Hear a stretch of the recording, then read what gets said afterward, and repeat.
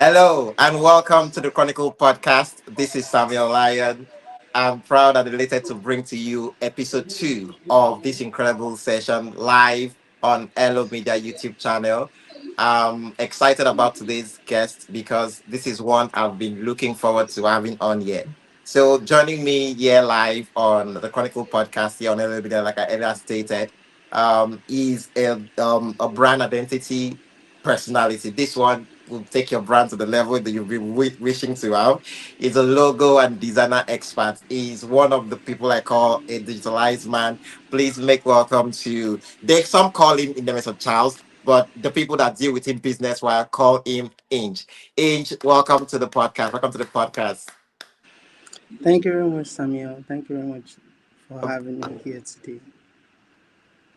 I know obviously this is a very crazy, it's a crazy time. Obviously, I know you are around the clock, you are getting things done, but I appreciate the fact that when I reached out to you about having this, and you did not even I at first I was a bit scared because I'm like, oh, I might not get Inch. Even if I get Inch, what if Inch tells me a very ungodly time, which I will not have to argue because I'm like, obviously that's what I'm gonna get. But I appreciate the fact that I reached out to you and I'm like, I would love you to do this with me. And being the second ever guest on it was very pivotal for me. And I appreciated the fact that you did not even let me finish to me like, okay, so when are we gonna do this? And you helped create the time slot, it help everything work out. And I'm so appreciative, even with the moving. Okay, let's move it here. Alpha, I used to this, or I used to this, but you did this. And for that, I just wanted to give you your flowers and say thank you so very much for this opportunity to get this done with you. And I just wanted to like first off just get that out there and tell you thank you, much appreciated for this opportunity. It's my pleasure, man. It's my pleasure. Thank you too Uh, for hosting me.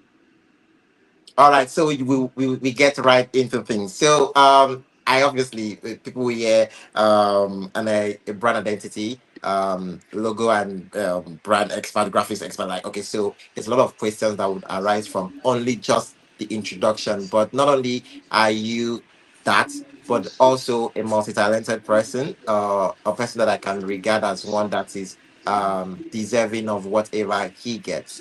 But I'm always very interested in wanting to know how we got to where we got to because obviously this is a chronicle podcast, so it's a chronological thing. Life is not always linear. So personally, I would first of all want to know just like the guest. Okay, so we'll be like, okay, so who is this person? Who is Innocent Charles? I know they know you as the Inch, which you can explain how come because I know how that name came about because I asked about it and you took time to explain to me. So how did we get to the Inch from Mr. Charles? Can you just take us around the journey, how we got there? Crazy, crazy, crazy. Okay, so Mr. Charles is a designer, of course, you've already mentioned, who is also a Christian, also a multi-potential creative. Actually, do a lot of things. But above all, one of the things or something I would say I mainly identify as is a believer. Yes. And along the course of my journey in the whole design space and all of that got started 2018 when I was trying to prepare for jam. Actually, I got my first device. I was trying to prepare for jam and kind of stumbled on Corel Draw. And that was actually where my whole journey started. I didn't even know how to use Corel Draw, honestly, the first time. I just opened it and I was like, oh, what's this? Let's play with it. And a few years later, that became a career I got passionate about. So, along the course of my career and all of that, there was something I identified as a major part of my value as a person, and that thing is growth. Growth in every area, emotionally, academically, um, intellectually, professionally, and in every other area of life. And so when I thought of how do I brand myself as a personality that reflects growth, I got the name Inch. Actually, the Inch actually came from the combination of IN in MSC and CH Charlie. But then I was like, why Inch? What does that mean? And then if you look at the scale of measurement, right? We have feet, we have centimeters, we have meters, we have inches. And one of the most amazing thing about measurements is that it shows to some level an extension, a growth, or an area or a volume or capacity of something. So I thought about it and I was like, okay, inch, a form of measurement for growth. And I am in MSc Charlie, INCH. So the inch. And that's how the name inch came about. I love the way you encapsulated that for me because it hits right to home in terms of like although the name inch is a combination of the first two letters of each of your names, Oh yes, it yes, also that's true. means a whole lot in terms of like if you want to look at it in a deeper level because inch because every step begins with a mile like, every mile or every journey begins with a step, so it's like with every age, there's an inch added to you. With every movement you take, like every growth in any areas of your life, your personal, your career wise, it's every inch upon inch to get to where you would wish to get to. So I appreciated the fact that it got to where you're like, oh, you just like, oh, took a of my day, fine. And you're like, wait, what if I'm to be asked what would the deeper meaning of all of this? You would want to step in. I love the fact that you did that for me and it's it's amazing. Thank you so much for that. But also, still with this age, well, it took ages to get this thing done. I would want to, because a lot of people. Let me not say that before you said ask question, but like getting to getting to meet you and having a conversation with you instantly, you know that you're speaking with a sound mind. You know that you're talking to somebody that knows whatever they are saying, right? You strike that immediately somebody has a conversation with you. And for me, I don't know about any other person, immediately I get to interact with somebody and somebody just, connects that easily. Somebody gets to like, like I'm learning instantly. I'm kind of like, oh, who is this person? Like, where are they from? So like this leads me to wanting to ask, who is in a Charles, for the respect of your branding and everything you've done to yourself. I'll be referring to you as Inch from now onward on this podcast. But like Inch, I know obviously you're somebody's son, yeah, you're somebody's child. So I want you to take us through the journey of your childhood.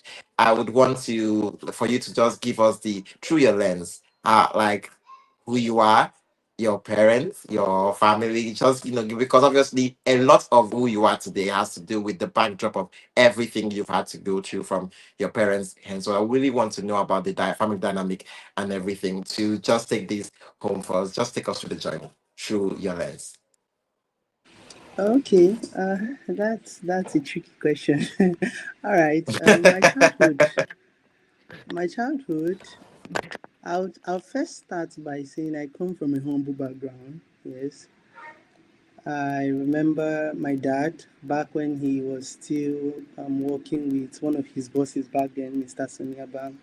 My dad was always traveling out all the time to plant Nipah poles. Interestingly, most of the Nipah poles that were planted across northern Cross River State, he actually planted them. And so, why was he always doing all of that? Was because he wanted to give me a life he did not have the opportunity of getting. So, he's one of the child of his parents out of 13.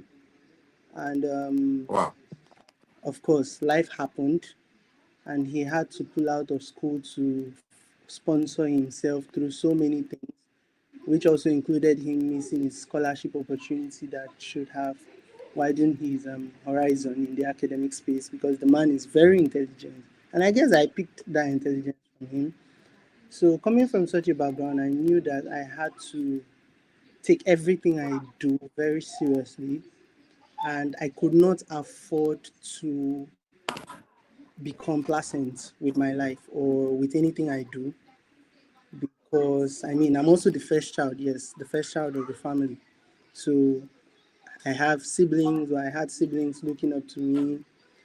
I was like the brother figure at home and sometimes the daddy figure whenever dad was not around because my siblings would always run to me and stuff to hide from mommy whenever they mess up. But then all of these things, and growing up from the home, my mom was always very present. She was working business and also she was like the most present at home. And with her presence, I did have some very rough start, but she made sure she drilled the discipline into me. Discipline of obedience, discipline of putting your head, your focus to something and getting it done. I remember back in school days when I was in secondary school, primary school, every time I come back from school, she's like, "What did they teach you? Let me see your notes." Even if she didn't really understand the concept, but she would ask me what I learned in school. And she would try to find out. Literally, all my teachers knew my mom. And as a result of that, I became a popular student in my primary school, which also extended to my secondary school. Actually, my alma mater, even till date. When I go there randomly, I realize that my teachers use me as a case study for the current student. This is after like 6 years, I'll be 5 years or so. Crazy. So, in MSc Charlie, along his journey, learns to become a person of value. Now, when I said growth earlier, I'm not separating it from the word value, which is like a very core part of um, who I am. And when you think of growth, I like to see growth as negative and positive. You're either growing towards something or you're growing out of something. Mm, And growth towards the positive creates value. Growth towards the negative creates devalue. So it's either you're losing the value or you're getting it. And yes. Mr. Charlie is someone who tries to make sure that every day he's 1% better than he was yesterday. So as a Mm, creative designer, this helps me extend my knowledge across many fields. My first degree, of course, I majored in control system engineering. That's for my electrical engineering program. I majored in control. But aside being an engineering student, I've also spread my tentacles across many other fields. Yes, I do tech. Also, I'm a Bible person, so yes. And one thing about growth is that it brings you to it's attractive. So there's this thing in physics that says that um, every matter attracts every other matter of the same mass. So as a creative designer,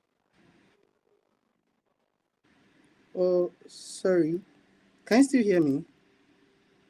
hey, Yeah. So one of the things I strongly believe is that when you grow to a certain level, as you grow, your life tends to attract people of like minds in various areas. And like you said, there's no way you meet those kind of people you will not learn something new. So the same way you say that whenever you meet me, you learn something new. It's the same way whenever I meet someone else, I'm learning something new. So that's it actually about in Mr. Charlie value growth process. Yes, I could never miss that value growth process. That's in MSc Charlie.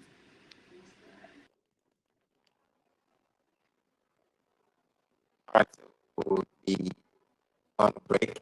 Um, when we get back, we would love to get back to hearing him because I was being told um, we were struggling to hear him there.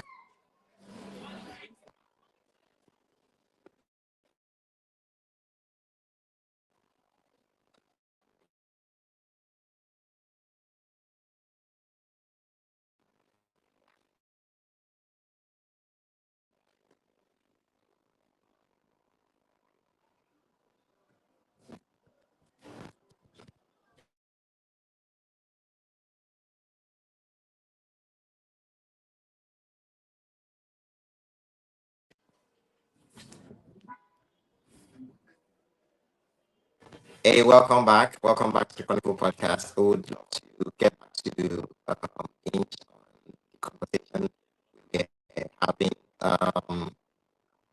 So I was being told the, the cassette was not the audio.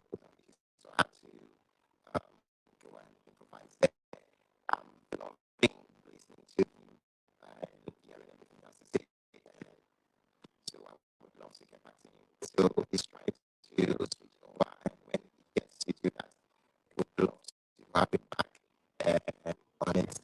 So, so while waiting for him to come back in, I actually do appreciate the the story is taking us on because um I really admire how you will meet somebody and you are like, I need this has to do something with it. Most people backgrounds do help, like for most Nigerians that I know. I mean, I'm not okay, I've actually met people, but I'm not like met physically. But like people I've met, like you I know a lot of people, a lot of young people now, they're putting in the work personally on their own self to get things done, to get themselves to where they would be proud of. But in Nigeria, like if your parents don't raise you, the village will raise you. Like it's always very amazing uh to see Nigerians. I love Nigerians that you know personally that this one did the work, this one did the work, this one pushed in personally, and Inch is one of those ones that strike me, and I can't wait to have him back on live here with us, which we would be doing in a few minutes, a few seconds. So welcome back, So, Inch. This is welcome back, Dave. Thank you very much. Sir, please confirm if you can see, if you can hear me now. I can hear you. Can you hear Oh, me? sorry about that. Yes, yes, I can hear you. The Okay. network here has been a bit crappy. That's why. I'm so All right. sorry. All right. So, if you could continue with your what you were saying about your childhood. So, I would also like personally want to know like That's not how disturbing. many are you in the house? Because through the course of research for this podcast, I tend to see a lot of your picture with you and your mom. I hardly saw a picture of you and your dad, but it was only you in the pictures. I'm like, "Oh, where are your siblings?" So are we? Am I talking to the only child here, or by omission? Those ones. Could you? Okay, Could you? okay. Because if your dad is the one of the 13, so I'm like, oh, you should also be thinking of having a big family too. So, I mean, am I okay, I wrong think here? I have three siblings. I have three Oh, siblings actually. Funny enough, they don't they don't like me posting them on social media. They are very camera shy, not to even talk of social media shy. But they are they you the last post of the me a three? lot. No, I'm the first. Oh, so it's the younger ones. And Jackamara shy. Wow. Okay. Not Cool. not so young, not so young, not so young actually. Not too young, but yes, they are So camera shy. I even have, I think the last born, which is the youngest, my okay. youngest brother. He doesn't even like, once you carry the phone and put it in front of him, he's out of the picture. He's gone. And then my sisters, they just like quiet life. Actually, it's just my profession that it's making me come out there and just post myself there a lot. If not, I think I would also be on the quiet side because I like hiding as well. I love being of the You behind know, the scene actually. not to cut you off, obviously during the research for this, I came across so many things. I'm like, he's an insider, he's an insider, he's an insider. I'm like, for somebody that's an insider, he's pretty outside there. Like, and I made to understand, yeah, like you come out when it's of value, when it's something that it's that deserve the time, and that alone was the one I'm like, now I understand because why I say this, not as if I'm an outsider too, but I know people that go outside a lot. And obviously, they always want to take pictures with everybody. And you are not one of those people that when you go outside, they will not want to come and take pictures with you. So, like, you are hardly seen in a place that you shouldn't be. But when there are some places I would go to that it should definitely be here. And I will see, I'm like, okay. And I'm talking about like the Bridge Foundation. I'm talking about events like maybe book launching. I'm talking about like seminars. Like I'm catching you in such events. Those are the events I'm like, okay, I'm not sure I will run into a random, a random party, and I'll maybe see you outside. See you on the street. I'm not really shit, Yeah. like, or something like that. Maybe you are designed for them. Maybe you will be there. So, like, for an insider, that's crazy. Yeah. So, Yeah. Funny enough, I even the events I go to. So this is the thing, right? I won't use the word socially anxious. I just like to be in a space I'm not so known first because it reduces the attention that is drawn to myself. I mean, seeing that in this space, I not like to brag or something, but I have been able to network with lots of valuable people, and there's no way I would go to a space that I won't see at least three, four, five persons that may know me, and I may not know them, or I may know them as well. And like you shared, right? I don't go outside for just any reason, just for the sake of going out. In fact, one of the reasons I've been going out a lot last year and this year is the fact that I now work fully remote. So sometimes I just step out of the house to use a workspace or to stay somewhere to work so I don't get distracted at home. Because sometimes my siblings can be very nosy, no matter how I try to deal with that. So, um, aside that, if I'm at an event, it's either I'm speaking there or I know someone that is speaking there, or I've been able to see the content of the event and I'm like, okay, this is definitely something I want to consume because I'm also very, I mean, I know that they say every knowledge, no knowledge is wasted, but I like to filter the kind of information I consume or the kind of knowledge I get so mm, I don't have to deal with knowledge overload because one of the things about knowledge is that when you know so much and you can't apply it, you are likened to a fool, as the book of Proverbs will put it, because the proof of knowledge is not in the knowledge itself but in the application of that knowledge. So that's basically it. I'm an insider, honestly speaking. Anything that would drag me out of my house, that thing must be very important. So, we talked about your mom. We talked about you. We were talking about your dad, and I would love to go to your dad, but before I do that, I'm gonna come back to that, and it's because I have something that I need to address on that. So before we get there, um, graphics design, digital work, brandings, and everything.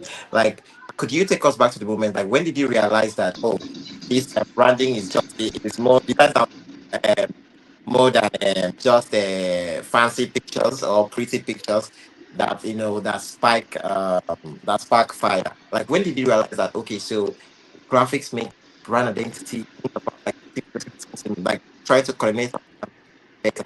When did you realize that this is something you would love to and get into? Sorry, I did not get that question. You had the breaks in between. Could you repeat that question again? Okay, like I'm like you should taking us back to the moment you realize that branding and graphics is something you would love to do. That is not just about pretty pictures that are looking fire, but more about like, oh, they you have to take something to, because editing and making things better, it takes a whole lot of work. I mean, trust me, for somebody that is doing a podcast, I try to do the graphics a lot because I'm like, it's a whole lot. And for you that do it professionally, like, when did you have to realize like, this is what I want to do? This is what Inch to do. This is what Inch should be about. Okay.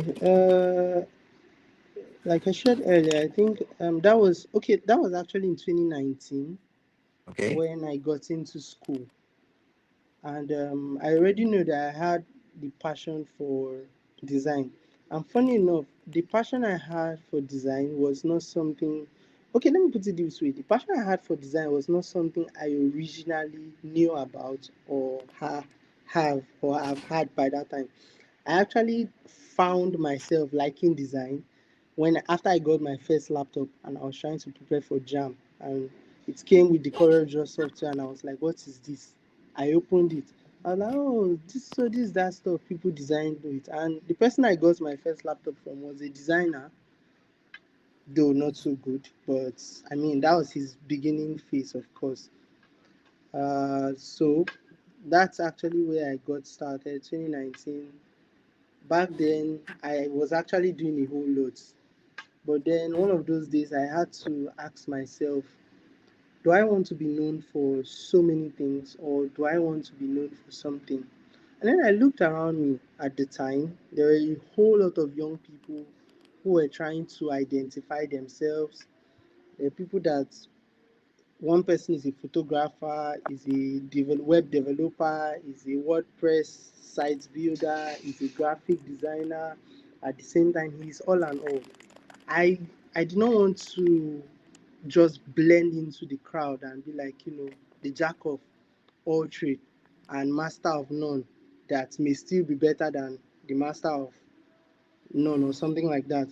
But I wanted something that whenever my name comes to people's mind or whenever someone thinks about me, that stands out. And for me, it became design. So, about the context of when I knew that design wasn't just about visuals, I think it's along the way my journey while learning, researching, reading. I realized that design itself is not just about making something look aesthetically pleasing or fancy or cute or demure, right? But As the cool design, kids will say.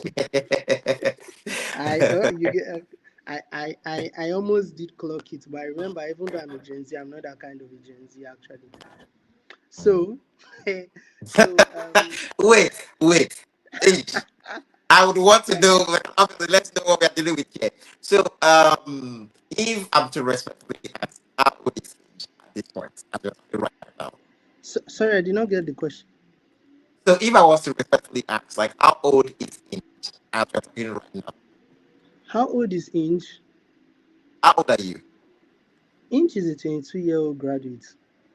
23-year-old graduate. Because we needed to put that graduate there. I was headed there, but already. Yes, because the plan was to be doing masters at 22, but it happened that the strike in Nigeria happened, so the bachelors Obviously. actually happened before 22, and I still have plans on taking the masters probably before Okay. 23. So Inge is a 22-year-old graduate. Engineering department. Yes, I'm faculty of engineering, department of electrical electronics engineering, major in control system engineering. Change. I know we're going to go back to the question of branding, but I would want to, hit this thing right now. I talk about always wanting to talk about your dad, and you spoke about your dad. Uh, preparing for this, I understand that your dad was into while he was still working buildings and all of this the engineering, the architectural stuff, and I was told right before you entered school that you were always following him to these sites, to these places. And um one story that got to somebody that got to me was you telling the person how when going with him to these places to see these people work and everything, you did not just want to be just someone that went there to just go there. You started, helping out, and before you know what's going on, you were doing other things. You were helping out, you were mixing, you were doing this, you were doing that. Before you know what's going on, you you've been able to acquire so many, so many things in that particular industry. And this should be like this. So why is it so bright and graphics, all these technology kits, and why is he now interacting and all of that? And this was the story that got to me. I just wanted to confirm or deny if this story is true. And when he talked to me and told about it, I felt more like someone that connected that knows like about the growth. It still comes back to your name, the inch, everything we try to explain it. So like it's not it's kind of right now. Could you confirm on that story? And how pivotal is your dad in terms of your growth to you? Sorry, I did not get that question. I don't know whether it's from my end or your end. Can you repeat the last part of what you said? how pivotal was all of this journey? And first of all, you have to confirm or debunk if this story is true. And also, how pivotal was it to you? Like, what really made? Because I know people. I'm not trying to call you a nepo baby, but I don't understand that, like, going to somewhere that I'm just there based on invite. I was just about to say I wait for the next video and then I follow. But why are you now going helping out there before you are not mix? You know how to mix. You actually know how to mix things these days. Say you know how to do this one. You know how to do this one. And like, why did you decide to do that? That's number two. Then number three, how pivotal is your dad to you in terms of like what you're able to pick up from like the learning trip? Okay, I would go from number three to number one. I'd say that my dad is like the reason I am where I am today. The man is very hardworking, and his mantra is that a strong man is a hardworking man, actually. So it's not now. Let me shock you. It's not that I enjoyed going to sites growing up. It's just that since I was the first son, once my dad is up by 6 a.m., okay, he's up by 4 a.m. planning the day, Hmm. and by 6 he's out of the house. So once daddy steps out of that door by 6 a.m., whether you have baths, whether you have brushed, whether you have eaten, you should be in the car waiting for him. I should be in the car waiting for him as the son, right? And then Yes. from there, we are going to the site. And he was actually the supervisor, right? But he also made sure that he followed up on everything that was going on inside. And as a result of that, I just found myself back then, tech wasn't really a thing as it is right now, actually. Yes. So it was more of manual labor, what you can do with your hands. That if you're not working in a corporate space, it's just mainly manual labor. So whenever I went to site with him. For me, it was an opportunity to learn new things. So I learned how to supervise the work. I stayed inside, and I was always afraid of heights. I learned how to do scaffolding with bamboos and all of those stuff. I learned painting inside. I learned Wait, furniture wait, wait, wait, making wait. How old were you? inside. We don't. How old was I? How old were you then? I think I was between 12 to 14 years old, within that range. Holy shit! Wow, impressive. Like this story got me. This story was like, oh, I need to get from it. All right, sorry, continue. Wow, Because I got into the university 15, turning 16. So amazing. originally the plan was to enter 14, but my teachers discontinued the idea of my mom allowing me write WAEC in SS2 because of course I was very prepared for it from my SS2. But they were like, no, he's too young, and most of the things they'll be doing in the university, he will need SS3 knowledge. I was in SS2, I was doing assignments for my seniors in SS3. Funny enough, I always read beyond my scope. So I was actually prepared, but delayed happened. So I had to take out that time to make sure I enjoyed my stay with my dad. And my dad has really shaped my perspective on life, actually, from how to live as a man sexually to how to think and be proactive to how to be a leader, putting yourself first. I'm sorry, putting everybody first and yourself last. That's something my dad did. I mean, I would say that for most of my life growing up, my dad could afford spending the most to get us the best. But you won't see him get himself more than two pairs of shoes. He won't do it. Or getting himself so many shirts. Once he has the shirts he would use in sight, like the different shirts he will use in sight, and the few he will wear at home, he's okay. But whatever we need to make life easy for us, he was always providing that and putting us first. So my dad is like there for me. So you confirm that the story that I was told was true. Yes, so the story was true. I've actually even done welding inside. I've also coordinated standing a water tank inside. I have mixed concrete. As it stands now, I still remember how to because some days back I was helping him fix the Chinese door at home and I was the one that mixed the cement for him. And funny enough, he also fixed the Chinese door. I still know how to do it myself. The one I don't remember is how to fix stocky doors, but he does all of them and still repairs them. I learned most of those things from him. So yes, I confirm that all the stories are true. I appreciate you for confirming that. Hello, can you hear me? I hope the network is not playing a fast one on me.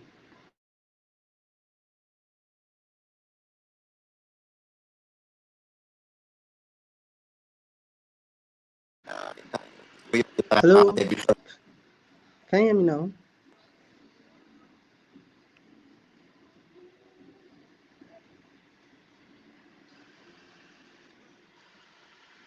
Hello.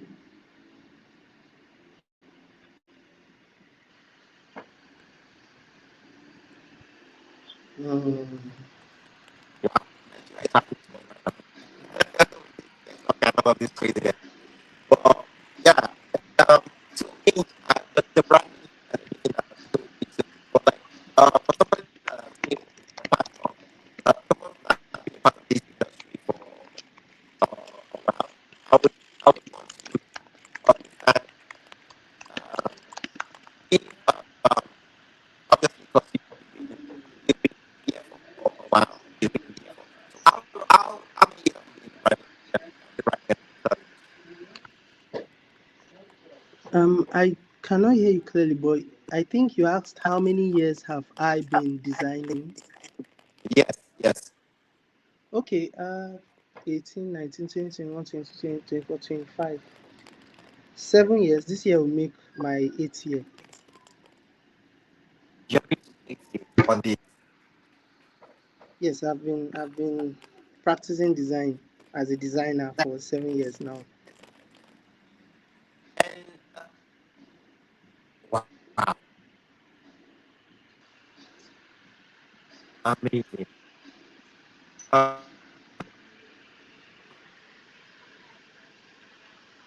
First off, I to always I give people the flowers when I get to do that.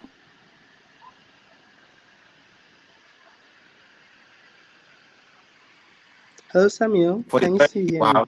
have, the journey you have, I'm so proud, and I needed to just say that for for almost 8 years. This is you're going to the 8th year now. So obviously, there are a lot of things that you've you've had to learn. There are a lot of things you have to unlearn.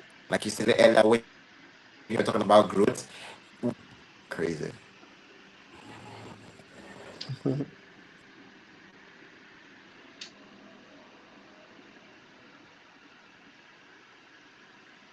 Hello, Samuel.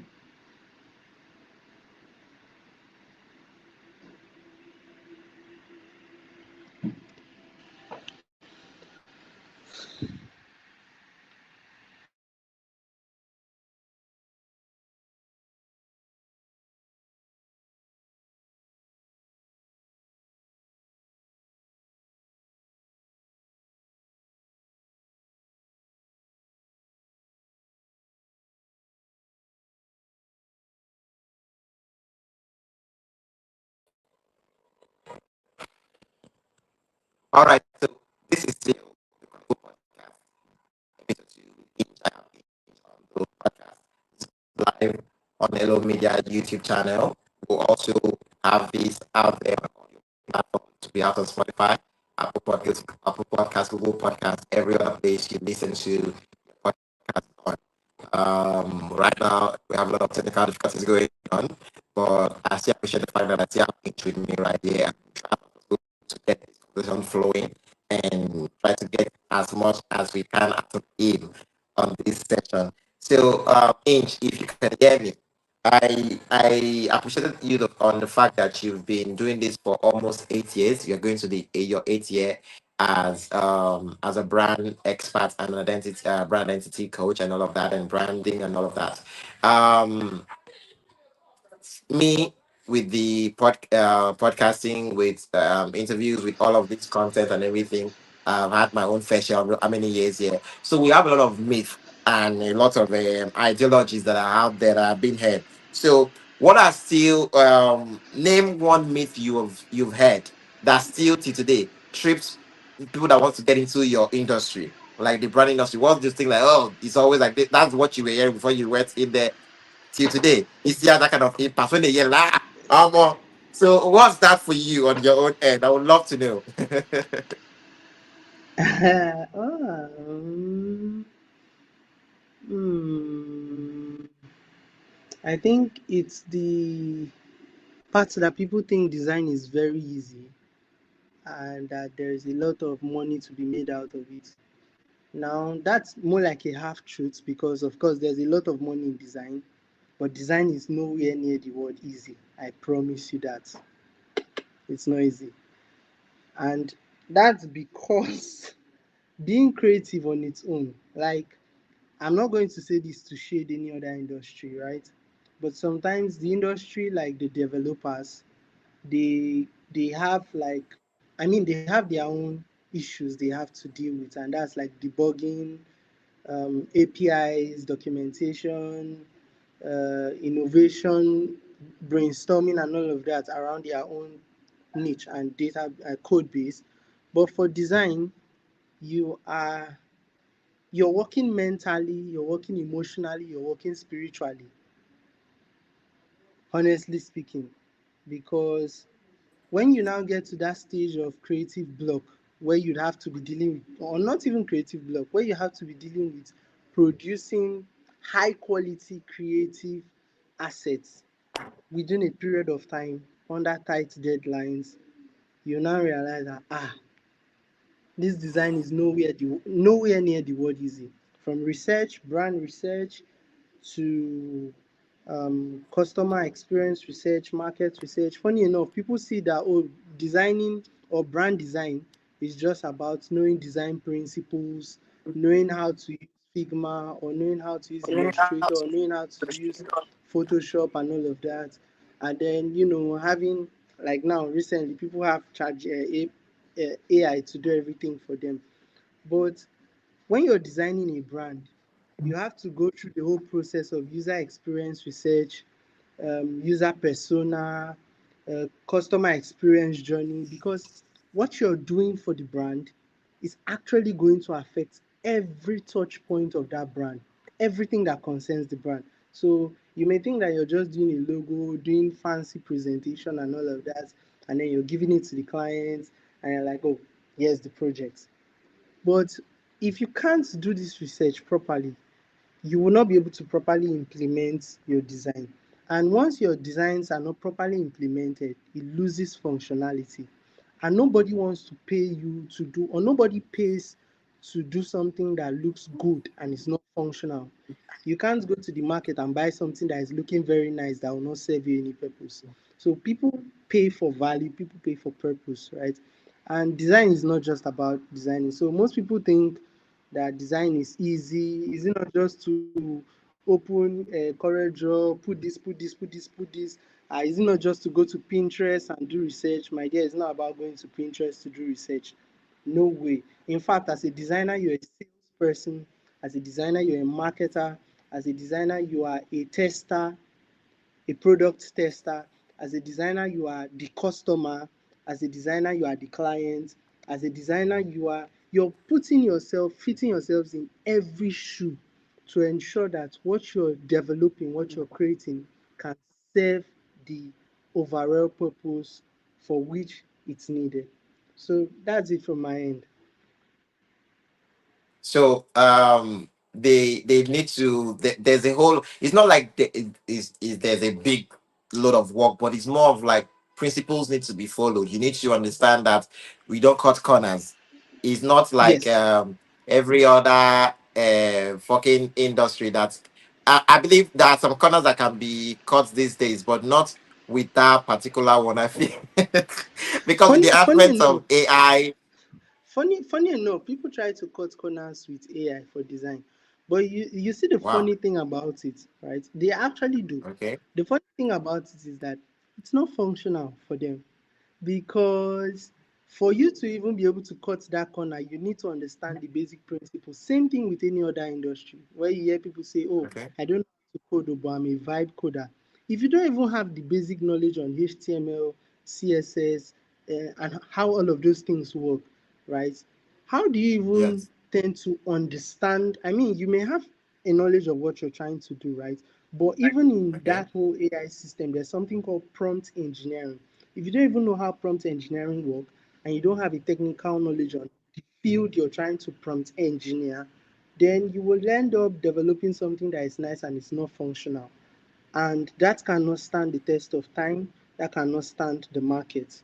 So, yes, people cut corners anyways, but at the end of the day, they still cut that corners with the principles. And one of the most important principle of design, which is like the last principle, is that know all the rules and break them when you need to.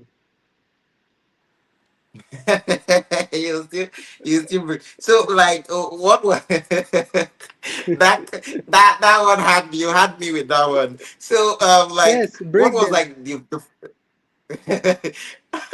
definitely. So like what was the first design project that to you like in your own that made you think, oh shit, I'm hooked? What was the first project that really hooked you? You were like, oh shit, Inch is here to stay. Okay.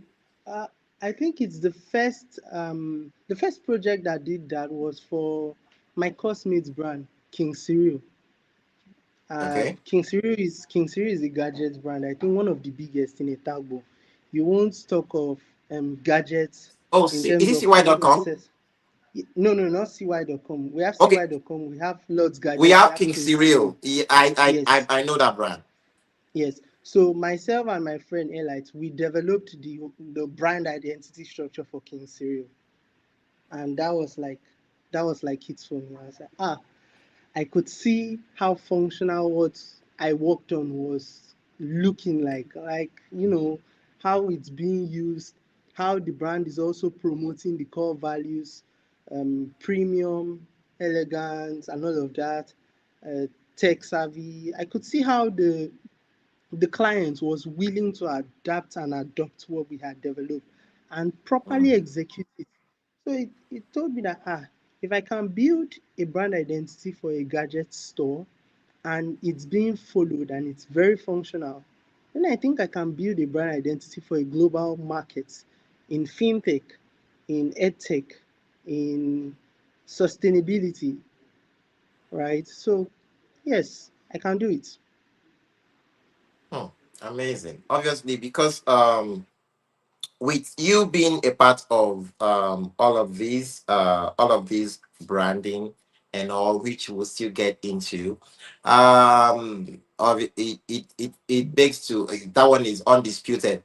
You'll be paid for this. You will have compensations done, because with the crazy world Nigeria we have here, like, don't be I beg, just help me, I get this event, or I want start this brand, just help me do this thing. I beg, this 2K, call it this 2K. I'm like, and when you're like, why will you pay me that kind of money to come and do you know what you're asking me to do? Let me to just enter this app, and everybody feels it's easy. Give up to them, they don't go fit one. I'm one of them. Me, I'm also saying this because me, I'm accused because me, say, well, I do it to my friends. I'm like, you help me do this thing. I don't need to just mix this thing for me. Funny It's enough, funny. funny enough, funny enough, one of my colleague I worked for told me, "Is it not something you can do in Microsoft Word?"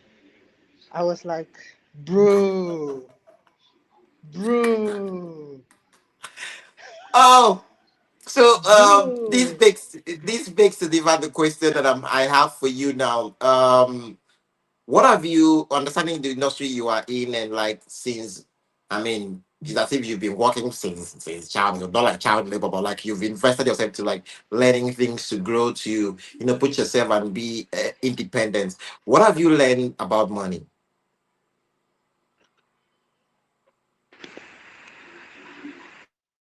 Okay, I think one of the biggest thing I've learned about money is that anybody can make money. Everybody has money. Everybody has Okay. money. Everybody can make money, but not everybody can build money. right? And what do I mean by everybody has money, everybody can make money? Think about it. Most people say they are broke or they don't have money. They don't have money. You don't have money, but you can afford to get data to come online on WhatsApp. You don't have money, but at least you can afford to eat something that day. You don't have money, but you can afford to solve a need. It means you have money, right? Now, mm, where the problem is how you build that money. How do you now bring that money to you? How do you make that money work for you? How do you make that money go out there and come back to you? So that's where we now say, oh, we are hustling, right? That's like one of the biggest things I've learned about money. Money is fluid. Everybody can make it, anybody can make it, but not everybody knows how to keep it and how to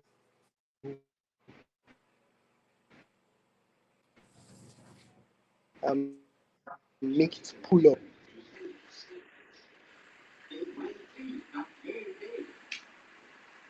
well, that's That's crazy. And we did talk about so much on legacy, on expectations. Like we were talking about like your parents, we were talking about your growth and everything. And now I was asking about what you understood about money, and you did try to put it in perspective for me. Um I understand that this will have to even get money these days. You need to, obviously, you are working and you're not working. If you are working remotely, we are talking about you having relationship, collaboration, working with people, getting things done. So this what the next one I wanted to ask was what does it take to sustain a relationship, friendship, collaboration, even partnerships in your own lens, like from your own lens in today's world? What like what does it take to sustain it? What do you think in your own lens it takes to sustain relationships, friendships, partnerships, collaborations, and every and what's not out there? What in your own lens is the things that it takes to sustain these things?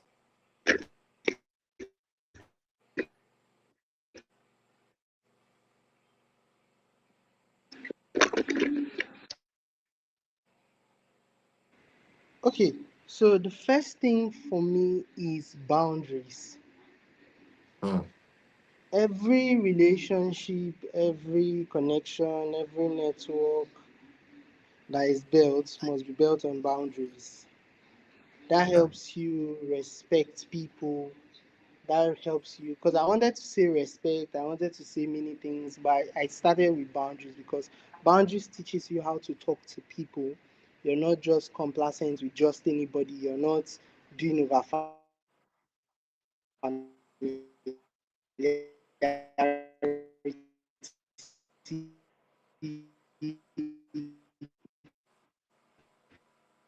right? Which is one of the major things that set. Another thing is communication.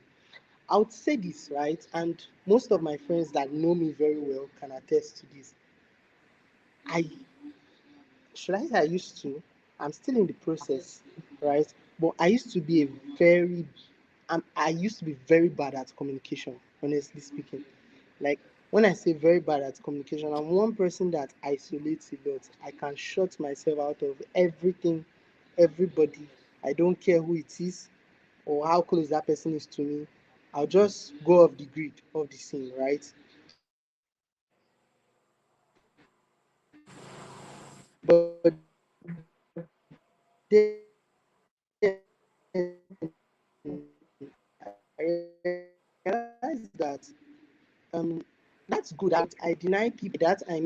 I deny people the ability to assess me, to want to help me. Communication. Most people, they don't take their communication very serious, right, in relationships. And as much as possible, when setting boundaries, when setting clear communications, know what you're looking for in a relationship. I would say this as long as networking and non emotional relationships are involved, whether friendship, business partners, and every other kind of relationship out there, there must be a transaction of value. That's the reason why mm, mm, you see people say,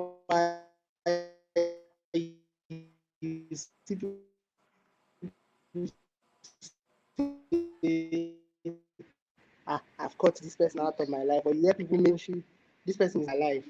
and you're just there carrying the head, oh, I have network, I have connect. It go shock you. It go shock you, honestly speaking. So, um, forgive me, please. Boundaries, communication. What was the last thing I just said now? My mind has my I mind believe has left me. My mind has gone off. communication. You talk about Yeah, active communication and yeah, yes. Yes, I said boundaries, active communication, and you don't leave me. I was just saying now, just what I was talking about now. Just that skipped my it mind. it That's happens. weird. It happens because That's we very it's okay. Yes, crazy, I but said we value, exchange of value, because nobody wants yes, you talk somebody in about their space value. that is You not talk about adding to value. their life. Yes, nobody wants anybody in their space that is not adding to their life. In fact, it's either you are adding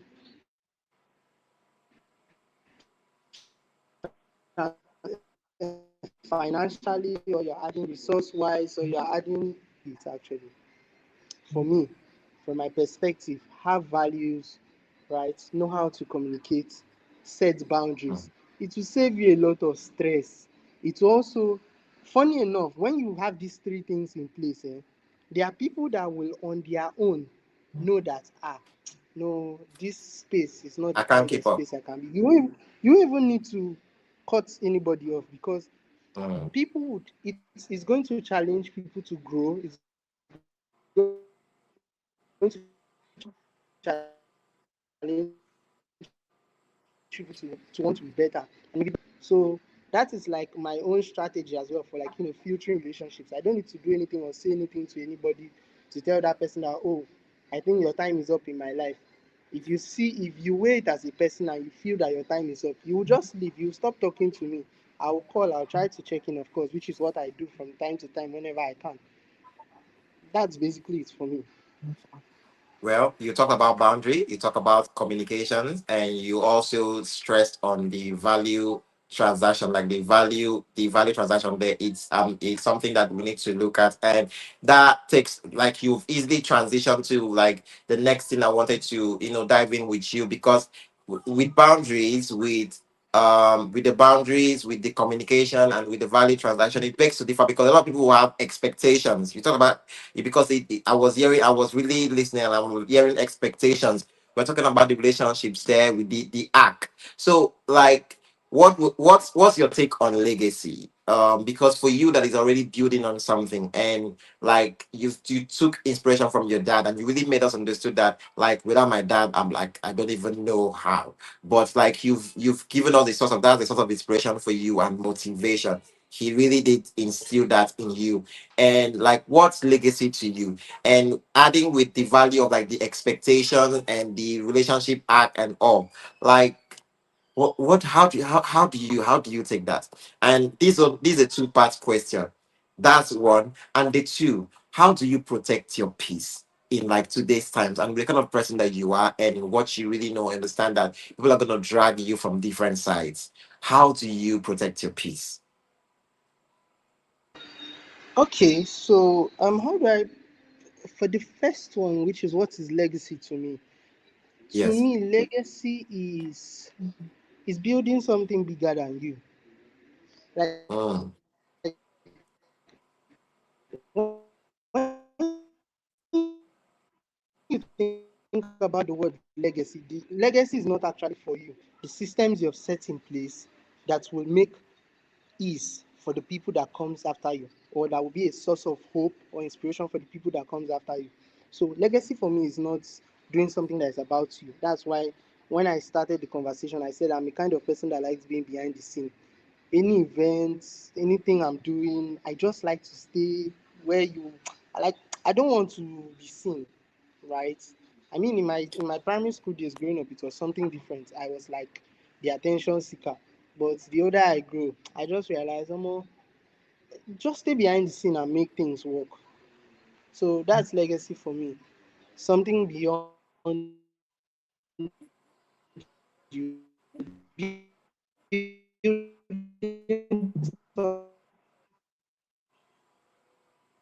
that will make not for you. Expectations, right? I have one Yes. simple but weird rule. I know that lots of people drag me for it. First of all, I'm someone that I don't compromise on the standard of my conversations and thinking, right? So I think a certain way, I respond a certain way, I do things in like a certain kind of way. I have my own behavioral patterns, right? My own everything that is just unique to me. So if I notice that at any point in time, whether it's from a person's status, in fact, it's the WhatsApp one. Let me even start with that one. If I notice that at any point in time, a person is consistently posting something that threatens me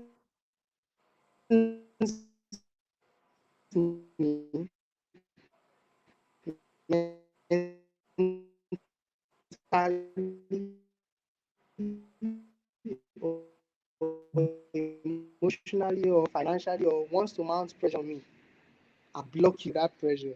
And you are also putting me under pressure that I don't need. So that's like one way I deal with it.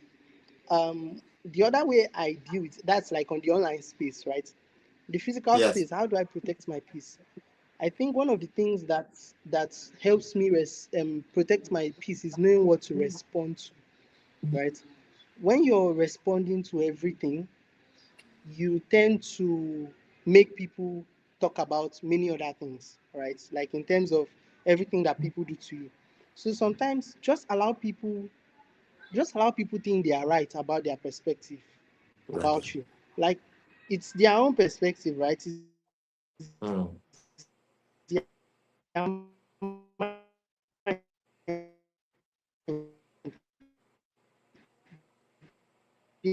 to them that they should believe it. So I don't need to go around trying to prove a point to them that stand by your principles or whatever it is that is a mantra for you as a person. Mind your business. Life no suppose hard actually. Now we just dey overdo things. You know, you couldn't So have taken that home any way perfect than you just did, because when you were talking about, like, people will always have the opinions they will always have, you can't change it. It just reminded me, boom, of one of my now favorite podcaster, and all. I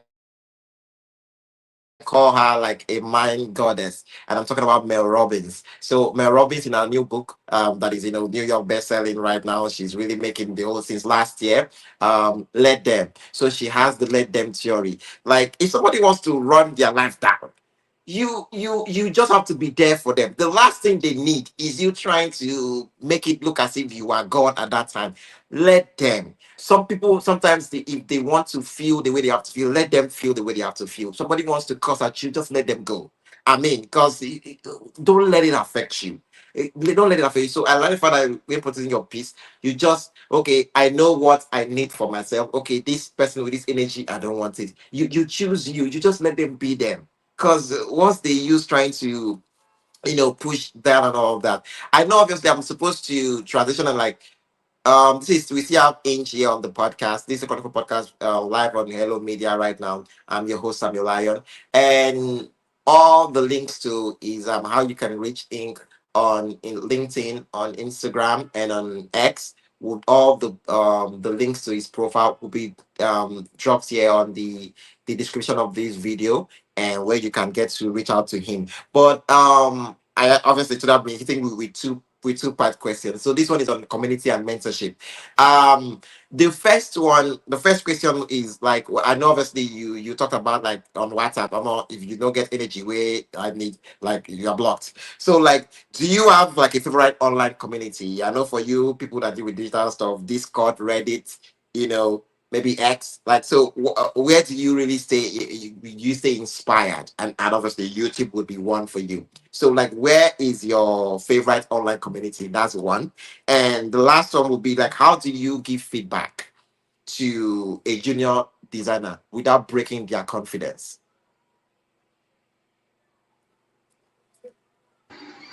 okay, Is there a way so to go my around that? favorite platform. Sorry, I did not get that second question. You said what about junior designers? So, like I was talking about feedback. Feedback is very important. Like someone like me, after this video, Yes. after this live, I'm reaching out to people. Oh, did you check my life out? What do you think I need to stop? What do you think I need to learn? So, what do you think I need to learn? How do you think I can improve? So, in terms of feedback, how do you handle feedback, and also without breaking the confidence of a junior designer? How do you handle feedback without crushing the designer's confidence? That's for the other question.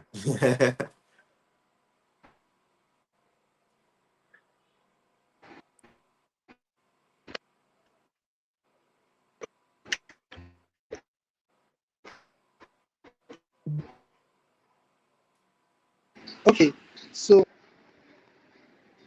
okay, so for the first question you asked, which is my favorite platform? My favorite platforms are LinkedIn and Instagram. I'm a brand designer, so I go on LinkedIn to follow up works from other brand designers and also network, and then on Instagram to feed myself with creative insights, and also not just creative insights, fun, passion. I know. I don't do TikTok, I don't do Facebook. WhatsApp for me is like a space I just come and write my thoughts. Same thing on X. Then how do I take feedback? I think one of the things I've learned over time, all designer and all of that, whether you're creative or a non-creative, right? Yeah. Remember that when a person gives a feedback, first of all, feedbacks can be constructive and destructive. However, when a feedback is given, a person is referring to what was done wrong and what needs to be done right. Whether they are doing it from a personal point of view, anyways, because there's a difference between feedback from a personal point of view and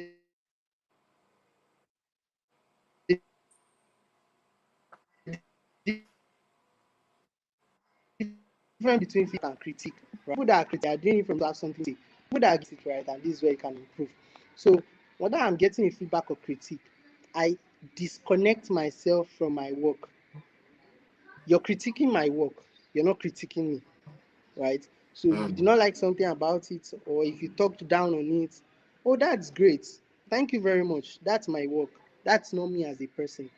That's you telling me that either, oh, I need to improve, or I need to not listen to you talk again.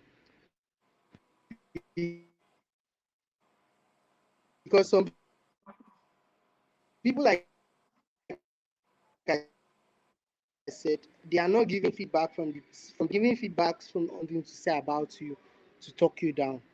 And then how do I give feedback? I think one of the things I learned from effective communication, a course I took on effective communication on how to Mm. give feedback, is the sandwich method of giving feedback. So how does the sandwich method work? You know how we have a sandwich, the bread, then the layerings inside it, then the other parts of the bread that covers it back. Yes. Tell people what they did right, praise them for the hard work, for the effort, what they did right. Then go ahead and give your feedback, whether it's destructive or constructive.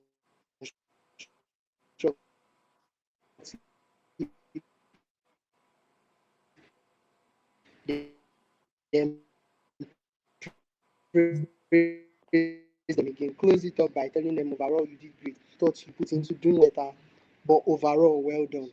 And that kind of feedback is a feedback that if you give it to anybody, it will always, it's like a bait that will always get to them. It will make them want to improve because they see people want to be seen, people want to be heard, people want to know Mm. that their effort or their opinion matters. So what you're Yes. doing is you're first telling them that I see you, I feel you, I see what you did there, I see what you did there, right? I see what you did there.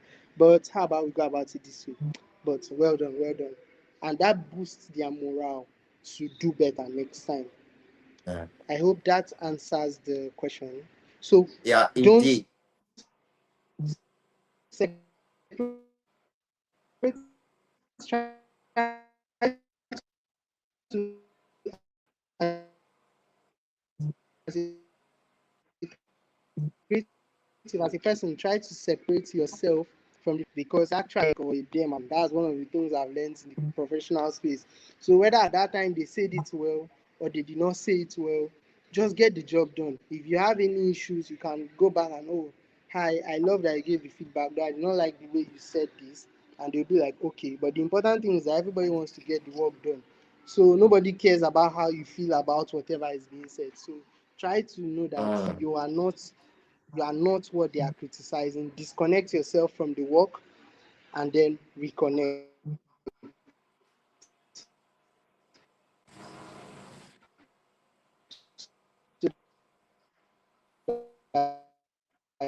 you'll not be thinking that your work you will hear in life actually if you're not careful. I love the way you did you try to put that out there, because personally you have a situation where, as a podcaster or in the entertainment industry, like the content creating stuff, I the first thing I understood was to separate the man from the character, because Samuel Lyon to me is a character that I'm trying to push out there. It's a brand that I'm putting out there. I see this, like that's the way I'm gonna put Inch. I'm like, okay, so Inch is the brand, Inch is the character is pushing. It's different from Universal Charles. So whenever you're putting out a work, or whenever you're out there doing something and somebody cautions you on something, you are not personalizing it like to him. It's like, this person does not know me outside this workspace. You understand? This person does not know me outside this work. So let me take every situation as if it's to Inch. So Inch knows should know learn how to, take anything and like see how you can filter and take that, because we find people nowadays which like it's crazy out there when people personalize things too much, and I'm like, oh shit. So I like the fact that you did explain um that for me. So I wanted to also, because I realized that you are a brand, are you still the senior brand designer for Goshen? Are you still with them?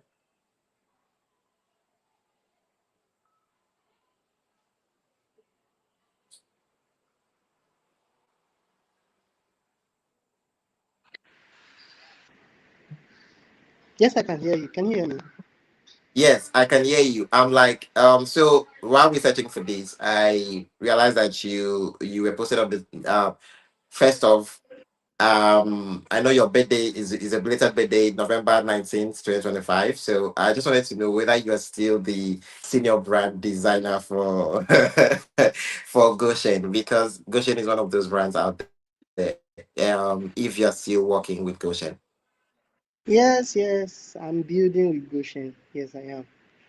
Funny enough, Okay, funny enough, so let me just put this out mhm. there. Funny enough, the Yes, day you reached out to me that you wanted us to do this live stream, that was yes. the day I think either that day or the day before that day, I had a session with my boss there at Goshen Media, a podcast. So when I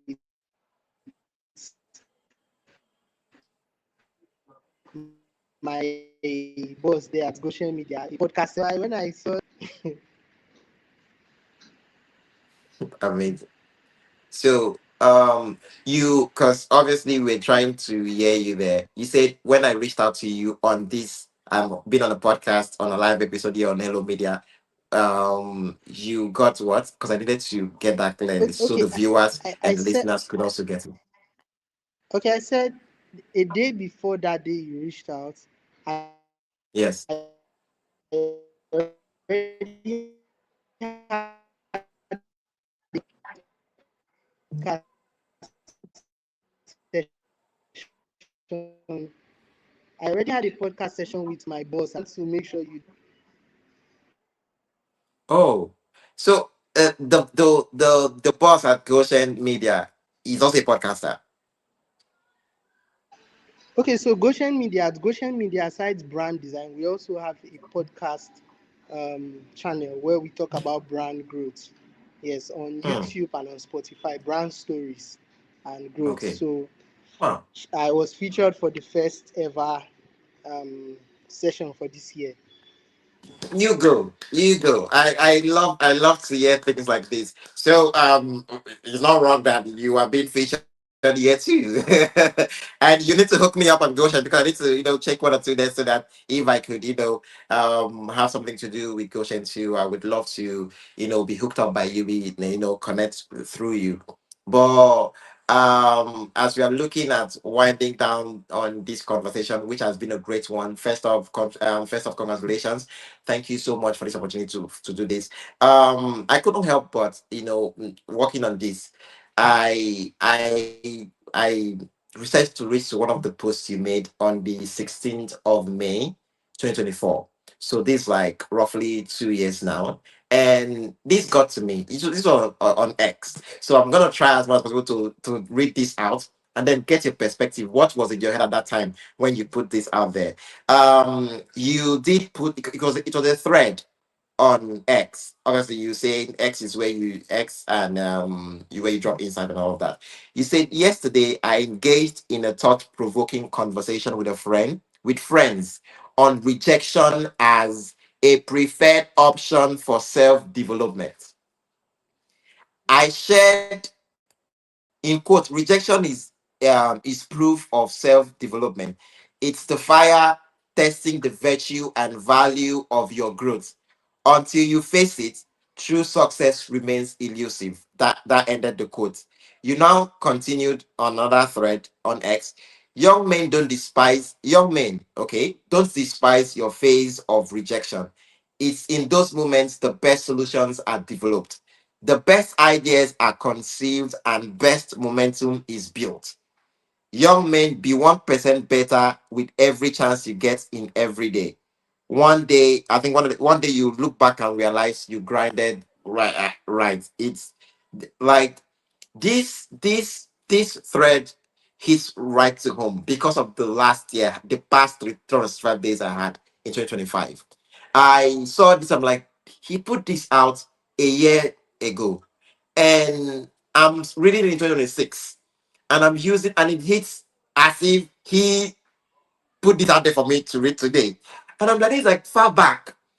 I couldn't help but I'm like, I need to make sure this thing comes in. I was trying like, there's no way I'm gonna do this and not bring this up. I'm grateful to do this now. Like, what was in your mind? Like, that shows the kind of friends you have. Because to have such conversations, we are not there discussing us, and I'm not sharing asses here and other people that do kind of conversations, but like, it's amazing when you get to have conversations like this with friends and colleagues, and then you are so inspired from it to even put it out there to be like, okay, let me share the constructive idea that I had on this. So, like, what was the headspace at that time? And, like, what were you trying to teach when you put this out there? Okay, myself and my friend, my very good friend, a film director, God Maven, we were dealing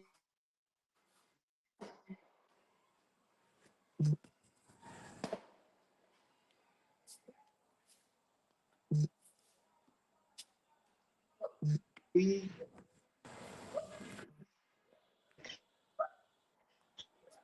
conditions. We're trying to bid for maybe proposals and stuff. They were not working out. We're like, oh, more all these rejections self. I still remember that day we were sitting in the office in the evening. We were still at the office with Hollandia yogurt and Chef Taste bread. Very vivid memory, right? And Yeah. we're like we were like,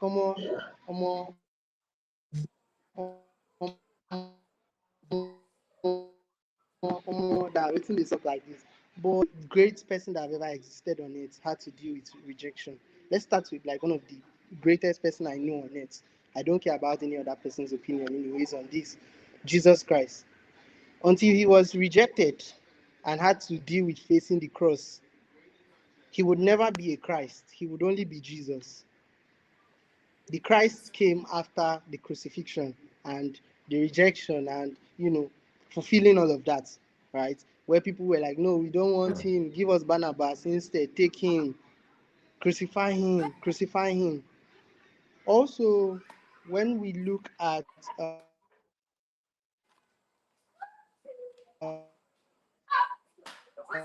people like Mark Zuckerberg, folks out there in the industry, they'll tell you that because they were rejected, they had to go back to their drawing board and had to figure out something that worked. Now, one of the things I've realized over time is that if you're always succeeding at everything, right, what you would be doing will be you'll be creating a routine for comfort. And I would say Mm, this in this context, right? Context, oh sorry, comfort is a very big killer of possibilities and greatness. Because when you're too comfortable, you don't tend to push, you don't tend to extend, you don't tend to go further. But when you're rejected, you'll be like, this has to work. We go again. mm. We die here. And it's yes, and it's on the course of that that innovation is founded out, right? You find yourself you find yourself innovating, you find yourself inventing, you find yourself realizing that, oh, there's more to this than what Mm. I thought it was. What's this, I beg? So for us, rejection at that time was us just telling ourselves that, oh, it's time to step back and look and observe and study. And one of the mistakes that people make is that when they are rejected, they go, oh, it's their fault. They lost somebody like me, right? Or Yes. they weren't even a match for me in the first place and all of this stuff. But the lesson that people fail to realize about rejection is that rejection is meant to make you reflect, refract, and re-strategize. So Mm. you reflect, what's it like? In refraction, there's something in physics they call refraction, where when light is passing through a prism, that passes one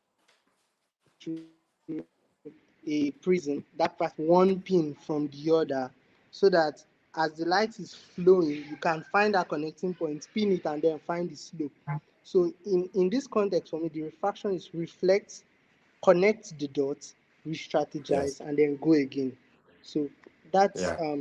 that that was what Yeah. actually uh, sponsored the thought, or pioneered the thought for that post on rejection we made that day. And funny enough, people don't like to talk about rejections or their failures because they feel like, I shouldn't put it out there. But that's actually the best, that's the juicy part of the story. Actually, the juicy part of anything good, I talk that's about what mine the a lot. story I is. share mine a whole lot. I Yeah, share yeah. mine. Like I don't people, my friends say, "Well, why do you?" No, I tell you, I let you know. I let you know. So without biting in into your time, I'm sorry for almost keeping you past the time we were supposed to do this, but to end this, as a brand building, we are building brands, and I'm trying to do that here too.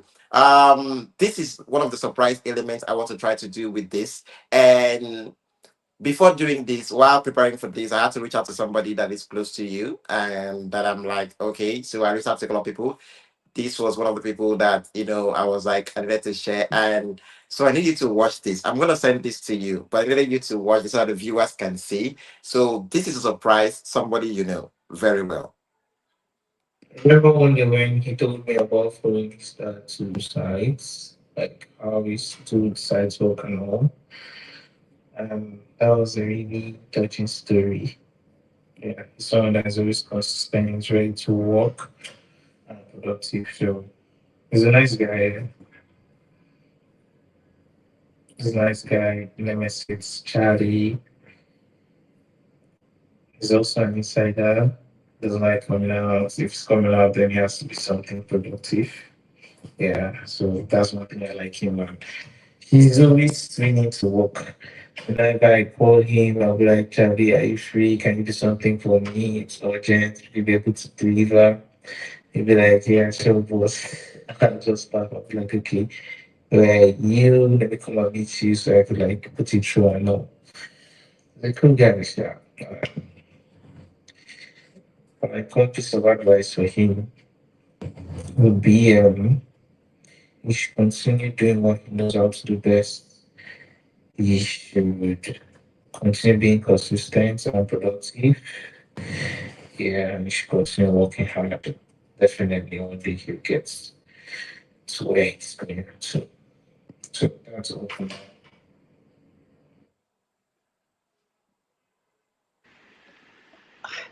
I'm almost tempted to say that sounds like my friend David, but midway I was like, So, ah, who could this so be? that is Simon Igor. I reached out to Simon Igor, Wow. and Simon Igor could not like, oh, hey, it's a child. Yeah. And I'm like, I told him what this was about and told him, please don't spoil it. I know because I'm like, I'm just reaching out to you out of the blue. You be like, oh, you want to get a confirm and contrast. Please. I shared the Ah, graphics with him. I'm like, this is real. I'm not trying to scam you here. It's real. And wait, he was able to sorry comply. to sorry to interrupt. Is it Simon Ikigo, the drone pilot, the professional drone pilot? Yes, yes. It's Simon Kigo. Sorry, I got the name, the, Wonderful. the, the last name Nice wrong. one. And I realized the time with Ah, Kigo, and I was like, I need this surprise element because there was somebody I tried to reach out to. I'm gonna tell you outside the stream, not to put the person on blast, but we couldn't get that. We couldn't get that person. I'm grateful, as a content creator, and also breaking of rules. You need to have plan A, plan two, plan C. Anyone that you take. So I'm grateful at least we got this done, and I was like, this might be it. And we got this done. And obviously this full clip will be sent to you too for you to reach out to and obviously reach out to him and all. So shout out to Simon Ikigo for this opportunity to have him featured here on this podcast. And obviously Simon Ikigo would be also coming in on the podcast soon. We are working on a time for that. But what comes to mind watching somebody say this about you, and from your reaction, you're like, Simon Higo, like it's something that that says a whole lot about you as a personality. What comes to mind when you get to see something like this? it helps me know I'm on the right path because but Mm, Simon Kigo is someone I look up to. He's an experienced drone pilot, very yeah, experienced professional drone pilot, and yeah. for me, I find my access to him as a very great opportunity. So hearing Mm. him say this and even realizing that you're able to reach out to him to get this feedback, it helps me know I'm actually doing something right. I'm actually doing something right, and I am very, very grateful for the kind remarks. So this is a shout out to Simon Ikigo. Thank you so much, Mr. Simon, for doing this. And Inch, the time we talked about, the time you gave me, and I'm not trying to get into that. So right before we end this, right when we have this beauty for you to get back to your work, sorry for eating into your time. Inc. If this was supposed to be, if this is the last conversation you ever have, what would you want to people to remember about you? And how would you want to, what would you want to say if this was the last conversation you will ever have? Hypothesis. If Maybe I should this put was the this, last I should conversation, maybe, okay. Now, let me put it in a way that okay, the last one, if this was the last conversation you ever had, what would you want people to never forget about you?